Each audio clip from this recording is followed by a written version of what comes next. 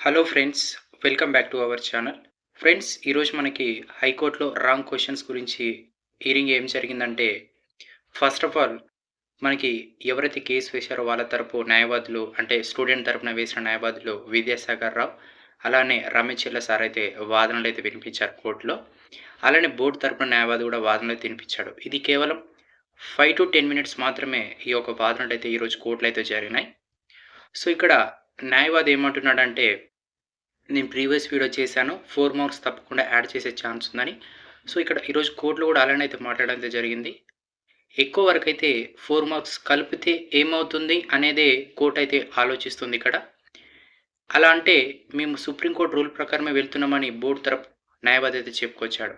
మరి ఈ 4 marks add చేస్తారా అనే దానిపై ఎక్కువైతే పాజిటివ్‌నెస్ అయితే ఉంది. సో, మరి దీనిపై ఏం జరుగుతుందనేది మనకి నెక్స్ట్ వీక్ అయితే హియరింగ్ అయితే జరగబోతుంది. నెక్స్ట్ మండేకి పోస్ట్‌పోన్ చేశారు.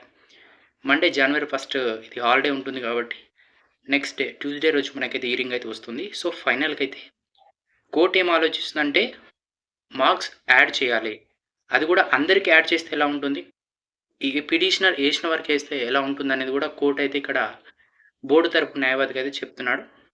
మరి మార్క్స్ యాడ్ చేస్తారా? చేయరా? అనేది ఆ రోజైతే మనకు తెలుస్తుంది. సో, నేను చెప్పినట్టే 4 మార్క్స్ అయితే యాడ్ చేసే ఛాన్స్ ఎక్కువుంది. ఈరోజు వచ్చిన అప్డేట్ ప్రకారం. మరి చూడాలి మనకి ట్యూస్‌డే రోజు దీని గురించే తెలుస్తుంది. ఎవరైతే హాఫ్ మార్క్, 1 మార్క్‌తోని జాబ్ కోల్పోయారో వాళ్ళ గురించి అయితే అప్డేట్ అయితే రాబోతుంది. సో, దాని గురించి అయితే మన ఛానల్ అయితే తప్పకుండా సబ్స్క్రైబ్ చేసుకోండి. మన వీడియోని లైక్ చేయండి. డౌట్స్ ఉంటే కామెంట్ చేయండి. Thank you.